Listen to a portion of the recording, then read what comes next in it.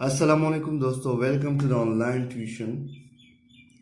Last time हमने lecture में आपको बताया था, मतलब कुछ बेसिक्स बताए थे, कंसेप्ट बताए थे फर्स्ट लेक्चर में। फिर सेकंड लेक्चर में भी मतलब हमने उस कंसेप्ट को कंटिन्यू किया। फिर उसके बाद हमने 1.1 शुरू किया, जिसमें हमने आपको क्वेश्चन नंबर 1 सॉल्व करके दिखाया कि वो किस तरह सॉल्व होता है। तो आज हम जो है सॉल्व करने वाले हैं question number 2 and question number 3। तो क्वेश्चन नंबर 2 इंतहाई आसान है। बस सिर्फ आपको उसमें ये बताने हैं कि इक्वल कौन से मैट्रिसेस जो हैं वो इक्वल कौन से हैं। और आपको याद रहे कि हम मैथमेटिक्स जो है 9th क्लास की कर रहे हैं, फेडरल बोर्ड की, जो FG APS फिज़ाइया इनमें पढ़ाई जाती है 9th क्लास में, वो पढ़ रहे हैं। अच्छा, तो क्वेश्चन नंबर 2 पे आ जाते हैं। यहाँ पे देख सकते हैं which of the following matrices are equal. अब आपसे ये पूछ रहा है कि कौन से मैट्रिसेस जो है वो इक्वल हैं। हमेशा याद रखें, सवाल हल करने से पहले सवाल को समझना इंतहाई ज़रूरी है। जैसे हमारे पास मुख्तलिफ मैट्रिसेस दिए हुए हैं, A B C D so on, I ये जे तक के हुए, ठीक है। तो अब आपने इसमें देखना है कि मतलब ये कौन से वाले बराबर हैं, ठीक है। अब देखें, ए में देखें, आपको याद होगा कि मैट्रिसेस इक्वल किस तरह होते हैं। उसमें जो है पहले मतलब पहला सेट और दूसरा सेट, उसमें रो एंड कॉलम दोनों की बराबर होनी चाहिए, और जो उनकी बैलेंस है नंबरिंग की वो बराबर हो, तो हम कह सकते हैं कि ये मैट्रिक्स जो है इक्वल है, ठीक है। अब देखें किस तरह। अब इसमें देखेंगे हम कि मतलब रो एंड कॉलम किस तरह है। देखें ए वाले को, देखें ए वाले में जो है अगर देखा जाए तो एक ही रो है और एक ही कॉलम है, सही है। अब इसमें और देखें कि वो इस तरह कोई है जिसमें एक ही रो हो और एक ही कॉलम हो। देखें ज़रा, इसमें देखें एक ही रो है लेकिन कितने कॉलम हुए, 2 कॉलम है। इसमें एक ही रो है लेकिन 2 कॉलम हुए। इसमें एक ही रो 2 कॉलम। अब इसमें देखें 2 रो और 2 कॉलम। अब इसमें देखें 2 रो हैं और 1 कॉलम है। अब देखें 3 - 1 और 3 + 3 क्या बनता है, चेक करें ना, ये बनता है। मैं ज़रा हल करके दिखाता हूँ आपको।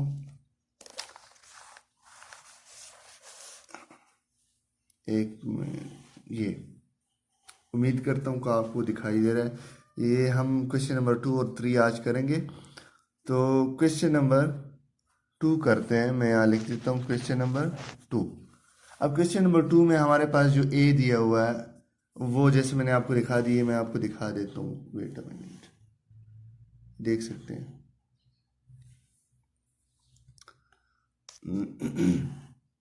अब ये देखें, इसमें एक रो और एक कॉलम है। अब ये यहाँ तक मैं गया हूँ लेकिन मुझे एक रो और एक कॉलम नहीं मिला, लेकिन जी वाले को ज़रा देखें। अब मैं यहाँ पे लिख देता हूँ ताकि आपको समझ आ जाए। ए हमारे पास क्या था, ए का सेट हमारे पास है 3, ठीक है। अब जी का हमारे पास क्या है, जी का हमारे पास लिखा हुआ है कि 3 - 1 और 3 + 3। चेक करते हैं इससे कुछ आता है या नहीं आता। तो देख लें इसको, अगर हम कर लें जी को मज़ीद हल कर लेते हैं, 3 - 1 2 हो जाता है और 3 + 3 6 हो जाता है। तो ये तो नहीं होता ना। तो इसका मतलब है कि ए बेचारा जो है वो अकेले ही रहेगा, इसका कोई नहीं बनता, सही है। लेकिन अगर जी को देखा जाए और हमारे पास एफ है, एफ आप देख सकते हैं ये वाला, तो ये हमारे पास क्या है, 2 और 6, तो ये बनते हैं। तो हम कह सकते हैं, लिखेंगे आप, मतलब मिसाल के तौर पे आप लिखेंगे कौन कौन से मैट्रिक्स जो है वो इक्वल हैं, सही है। तो एफ का भी कह सकते हैं, एफ हो गया, जी हो गया, सही है, मैट्रिक्स ये आर इक्वल, ठीक है। इस तरह लिखेंगे, मतलब जो जो मैट्रिक्स जो हैं, एक मिनट मैं दिखा देता हूँ आपको, ये देखें एफ और जी आर इक्वल, ठीक है। इस तरह आपने लिखने होंगे। फिर इस तरह मजीद चलते हैं, मैं आपको और दिखा देता हूँ।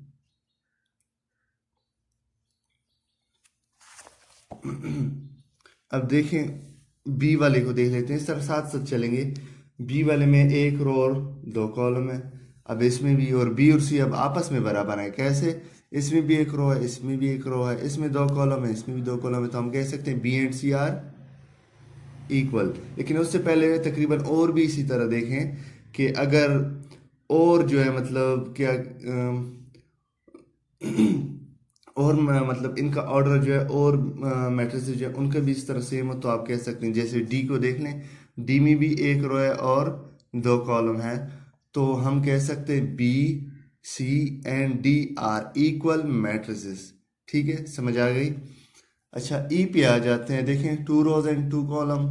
अब इसमें देख लेते हैं एक रो और दो रो, लेकिन कॉलम एक है, नहीं हो सकता। अब ये दोनों आपस में होते हैं, जैसे मैंने अभी बता दिए एफ और जी, क्योंकि इसको हल करो तो 2 और 6 आता है और इसका भी 2 और 6 है। और दूसरी बात क्या है जी? दूसरी बात ये है कि हमारे पास अ, इनकी वैल्यू भी सेम है।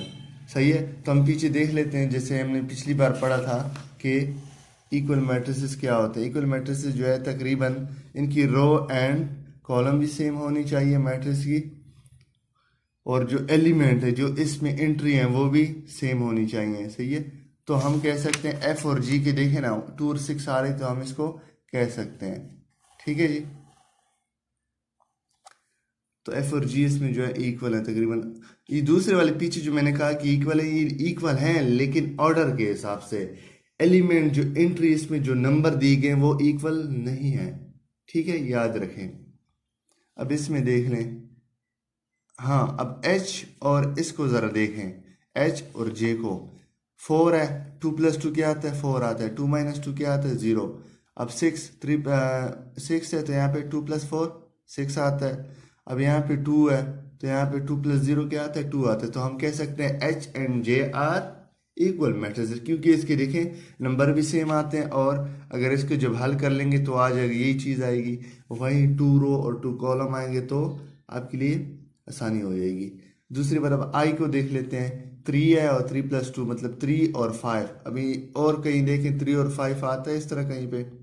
ये देखें बी और आई जो है ये आपस में इक्वल मैट्रिक्स है।